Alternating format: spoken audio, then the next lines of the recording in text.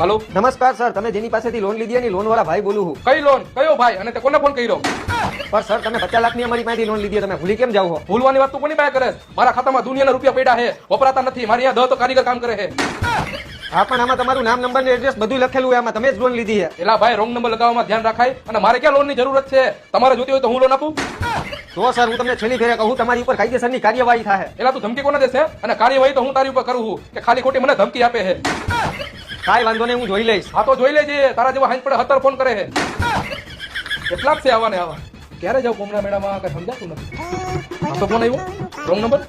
Sir, તમારે loan લેવી છે વગર વ્યાજે? પૈસા થાય તો ભરવાના, નકર નહીં ભરવાના. લેવી છે લોન? અરે એવી લોન તો લેવી જ છે. બોલો, ક્યાં ડોક્યુમેન્ટ દેવા આવું અને ક્યાં પૈસા લેવા આવું? પેલા જૂની લોન લીધી ને એ ભરી દો, પછી તમને બીજી લોન મળશે.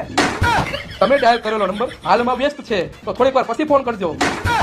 ખોટા માણસને લોન દેવાઈ ગઈ છે, પૈસા પાછા દેવામાં સમજતો જ નથી. કેટલીક ઉપાધિ એવી સહન કરવી? હવે તો કુંભના મેળામાં